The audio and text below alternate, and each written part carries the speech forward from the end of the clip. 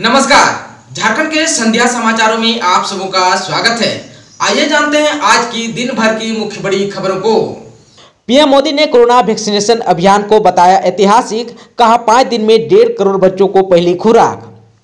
प्रधानमंत्री नरेंद्र मोदी ने video conferencing के जरिए शुक्रवार यानी आज कोलकाता में चित्तरंजन राष्ट्रीय कैंसर संस्थान के दूसरे परिसर का उद्घाटन किया। इस दौरान पश्चिम बंगाल की मुख्यमंत्री ममता बनर्जी भी मौजूद रहीं। उद्घाटन समारोह के दौरान पीएम ने कोरोना वैक्सीनेशन अभियान को एक उपलब्धि बताते हुए कहा कि मात्र 5 दिनों में ही 15 से 17 साल तक के रिकॉर्ड यानी कि 1.5 करोड़ बच्चों को वैक्सीनेशन की पहली डोज दी जा चुकी है। उन्होंने कहा कि संपूर्ण पात्र आबादी में से करीब 90% से अधिक को कोरोना वैक्सीन की कम से कम एक डोज मिली है। बता दें कि 3 जनवरी 2022 से 15 से 18 साल तक के बच्चों के वैक्सीनेशन शुरू किया गया था, जिसके बाद लाखों बच्चों ने कोविन ऐप के जरिए रजिस्ट्रेशन करवाया था। पीएम मोदी ने उद्घाटन समारोह के दौरान कहा कि कोरोना का नया वेरिएंट ओमिक्रॉन से सावधान रहने की जरूरत है। इसकी वजह से ही कोरोना के मामले बढ़ रहे हैं।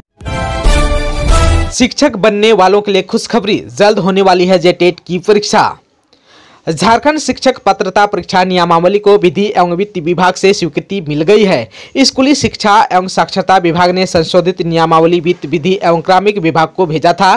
कार्मिक विभाग से स्वीकृति के बाद इसे कैबिनेट की स्वीकृति के लिए भेजा जाएगा। उम्मीद है कि सितंबर में झारखंड शिक्षक पात्रता परीक्षा आयोजित की जाएगी। झारखंड शिक्षक पात्रता परीक्षा में शामिल होने के लिए अभ्यर्थी का झारखंड से मैट्रिक और इंटर की परीक्षा पास होना अनिवार्य होगा।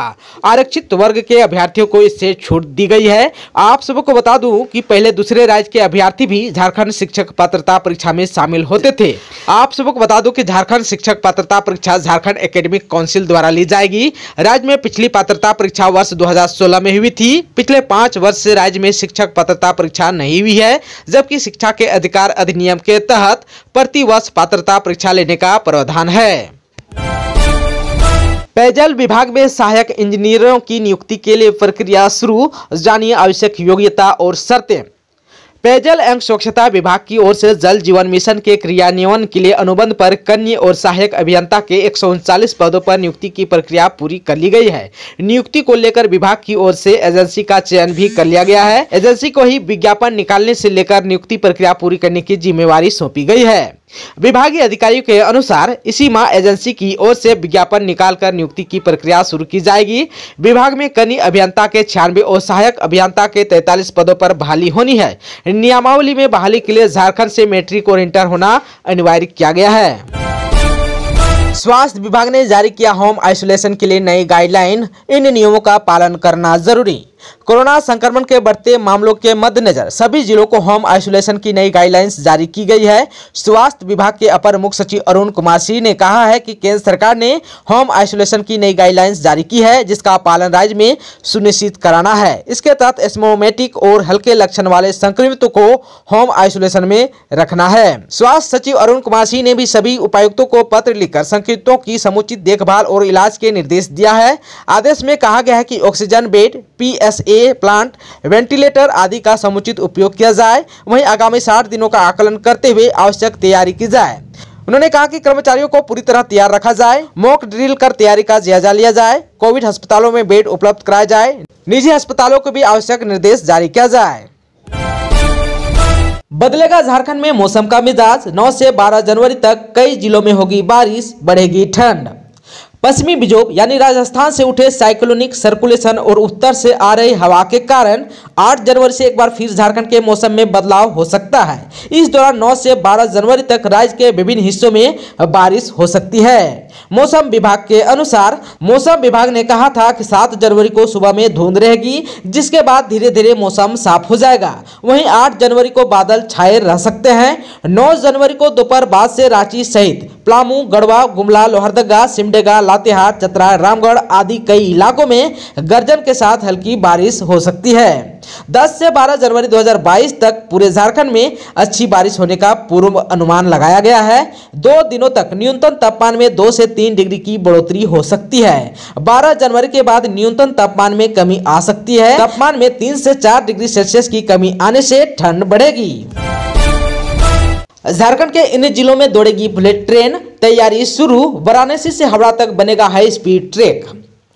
गया से चतरा और गया डाल्टनगंज रेल लाइन के बाद वाराणसी से हावड़ा तक एक नई रेल लाइन बिछाने की योजना पर रेलवे ने तैयारी शुरू कर दी है। उधर बिहार झारखंड को जोड़ते हुए एक नई रेल लाइन बिछाकर बुलेट ट्रेन चलाने की योजना को लेकर रेलवे में पत्राचार भी शुरू हो गया है। इससे उम्मीद जगी है कि बिहार झारखंड होकर भी बुलेट ट्रेन रेल पटरी पर दौड़ेगी। रेलवे के एक अधिकारी ने बताया कि नई रेल लाइन वाराणसी से कोडरमा, गया, धनबाद स्टेशन होते हुए हावड़ा तक बिछाई जाएगी। इस रेल लाइन पर सिर्फ बुलेट ट्रेन चलाई जाएगी। इसके लिए हर स्तर पर तैयारियां शुरू की जाएंगी। जेपीएससी यानी कि असिस्टेंट प्रोफेसर के लिए 11 और 12 जनवरी को होगा इंटरव्यू। जाने साक्षात्कार से संबंधित जरूरी बातें। जेपीएससी राज्य के विश्वविद्यालय में इतिहास विषय में असिस्टेंट प्रोफेसर के 27 पद पर नियुक्ति के लिए 83 उम्मीदवारों का साक्षात्कार लेगा। इनका इंटरव्यू 11 और 12 जनवरी को लिया जाएगा, जबकि इन अभ्यर्थियों के कागजात का सत्यापन 10 और 11 जनवरी को आयोग कार्यालय में ही किया जाएगा। 83 उम्मीदवारों में अनुसूचित जनजाति के 46, अनुसूचित जाति के 16, BC 1 के 18 और OBC 2 के 3 उम्मीदवार शामिल हैं। इतिहास विषय में रांची विश्वविद्यालय में एक भी पद रिक्त नहीं है, जबकि विनोबा भावे विश्वविद्यालय में 12 पद, सिद्धू कानू मुर्मू विश्वविद्यालय में 4 पद, नीलांबर पीताम्बर विश्वविद्यालय में 6 पद और कोल्हान विश्वविद्यालय में 5 पद रिक्त हैं। कोरोना से लड़ाई के लिए गुमला जिला प्रशासन की तैयारी। RT-PCR जांच केंद्र 20 जनवरी से होगा चालू। गुमला में RT-PCR जांच केंद्र 20 जनवरी से चालू हो जाएगी। RT-PCR केंद्र स्थापित होने के बाद गुमला में कोरोना जांच की सुविधा बढ़ जाएगी और लोगों को तुरंत कोरोना जांच की रिपोर्ट मिल पाएगी। उक्त बातें गुमला के उपायुक्त शिशिर कुमार सिन्हा ने कही। उन्होंने कहा कि 15 से 18 वर्ष के आयु वर्ग के बालक बालिकाओं को कोविड-19 का टीकाकरण हो रहा है। जिले में 74,000 बालक बालिकाओं का कोरोना का टीका लगाने हेतु लक्ष्य निर्धारित है, जिसमें से 4 जनवरी तक 14,000 बालक बालिकाओं का कोरोना का प्रथम डोज का टीका लगाया गया है। आने वाले एक सप्ताह के अंदर शेष लक्षित सभी बालक बालिकाओं को 100% टीकाकरण से आच्छादित कर लिया जाएगा। इसके साथ ही 10 जनवरी से 60 वर्ष अधिक आयु वर्ग के लोगों का बीपी, शुगर आदि से ग्रसित व्यक्तियों, स्वास्थ्यकर्मी एवं फ्रंटलाइन कर्मियों को बूस्टर डोज भी दिया जाना है, जिसके लिए रणनीति तैयार कर ली गई है। ससमय चिन्हित लोगों को भी बूस्टर डोज दे दिया जाएगा।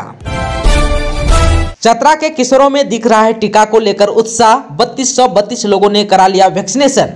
चतरा के उपायुक्तों के आह्वान पर जिले में 15 से 18 वर्ष के किशोरों के बीच कोविड का टीका लगाया जा रहा है। टीका लगाने के बाद स्वास्थ्य कर्मी कोरोना गाइडलाइंस का पालन करने की सलाह दे रहे हैं। जिले में 3 जनवरी से 15 से 18 वर्ष के किशोर किशोरियों के लिए कोविड टीकाकरण शुरू किया गया है। अब तक जिले में 3232 किशोरों को टीका लगाया गया है। दोस्तों, चैनल पर आप नए हैं तो प्लीज चैनल को सब्सक्राइब कर बेल आइकन को दबा दीजिए, ताकि खबरों का अपडेट आपको मिलता रहे। इसके साथ ही आज की खबरों में बस इतना ही। हमें दीजिए इजाजत। नमस्कार।